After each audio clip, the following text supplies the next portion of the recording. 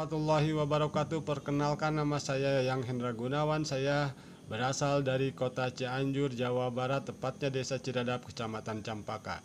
Izinkan saya untuk memberikan pemahaman saya tentang materi yang diberikan pada pertemuan keempat dengan tema gugatan perceraian Islam.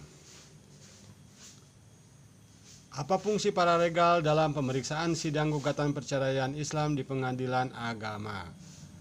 Untuk paralegal yang membuka kantor paralegal mandiri, yang pertama, dia bekerja secara independen dan menawarkan layanan hukum tertentu kepada klien tanpa pengawasan langsung dari advokat, membantu dengan tugas administratif dan teknis dalam hukum. Yang ketiga, tidak boleh memberikan nasihat hukum atau mewakili klien di pengadilan. Sementara untuk paralegal yang bekerja di bawah advokat, yang pertama, bekerja di bawah pengawasan advokat atau firma hukum. Yang kedua, membantu advokat dalam persiapan kasus penelitian hukum dan tugas-tugas administratif. Yang ketiga, tidak memiliki kewenangan untuk memberikan nasihat hukum independen atau mewakili klien di pengadilan. Tahapan persidangan gugatan perceraian Islam di pengadilan agama. Yang pertama, upaya perdamaian. Upaya perdamaian. Pada perkara perceraian seperti cerai gugat dan cerai talak, hakim wajib mendamaikan kedua belah pihak berperkara pada setiap kali persidangan. Kedua belah pihak dapat memilih hakim mediator di pengadilan agama tanpa dipungut biaya. Jika mediasi berhasil mendamaikan kedua pihak, maka perkara dicabut oleh penggugat dan perkara dianggap selesai. Yang kedua, proses persidangan. Sebelum surat gugatan dibacakan, jika perkara perceraian, hakim wajib menyatakan sidang tertutup untuk umum. Sementara perkara perdata umum, sidangnya selalu terbuka. Surat gugatan penggugat yang diajukan ke pengadilan agama dibacakan oleh penggugat sendiri atau salah seorang majelis hakim. Setelah itu, tergugat diberi kesempatan untuk mengajukan jawaban, baik secara tertulis ataupun lisan. Jika tidak terjadi perdamaian, proses pemeriksaan perkara dilanjutkan.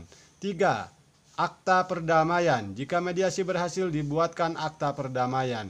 Akta perdamaian ini memiliki kekuatan hukum yang sama dengan putusan hakim dan dapat dieksekusi, tetapi tidak dapat diminta banding, kasasi, dan peninjauan kembali. Pembacaan permohonan atau gugatan. Surat gugatan yang diajukan ke pengadilan agama dibacakan oleh penggugat sendiri atau salah satu majelis hakim.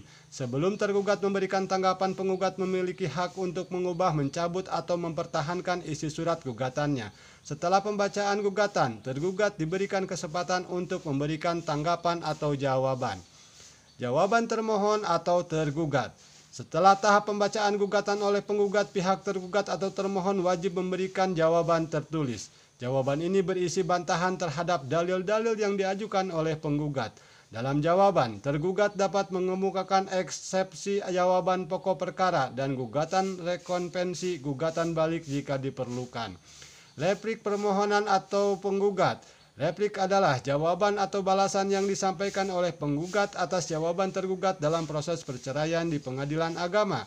Dalam hukum acara perdata, replik berisikan dalil-dalil yang menguatkan gugatan. Biasanya, penggugat menjawab gugatan tergugat dengan mengikuti poin-poin yang disampaikan tergugat saat persidangan. Contoh kasus penyampaian replik dalam persidangan perceraian melibatkan dua pihak, penggugat sebagai pihak pertama dan tergugat sebagai pihak kedua.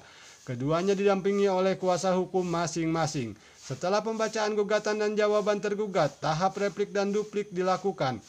Replik memungkinkan penggugat mempertahankan argumennya, sementara duplik tergugat dapat menanggapi kembali argumen penggugat. Proses ini berlangsung hingga putusan pengadilan. Duplik termohon atau tergugat. Duplik adalah tahap dalam proses perceraian di pengadilan agama di mana tergugat atau termohon memberikan jawaban tertulis sebagai tanggapan atas replik yang diajukan oleh penggugat atau pemohon. Pembuktian pemohon, penggugat, dan termohon atau tergugat. Bukti yang diajukan. Buku nikah atau akta perkawinan digunakan untuk membuktikan adanya hubungan perkawinan antara penggugat, pemohon, tergugat, termohon.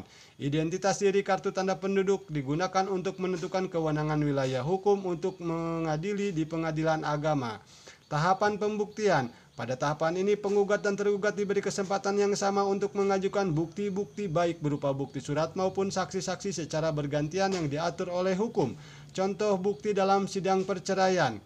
Penggugat dapat mengajukan bukti berupa surat-surat seperti pesan teks, email, atau bukti lain yang relevan dengan perkara. Selain itu, saksi-saksi yang mengetahui fakta-fakta terkait perkawinan dan permasalahan yang mendasari perceraian juga dapat dihadirkan sebagai bukti. Terima kasih. Assalamualaikum warahmatullahi wabarakatuh.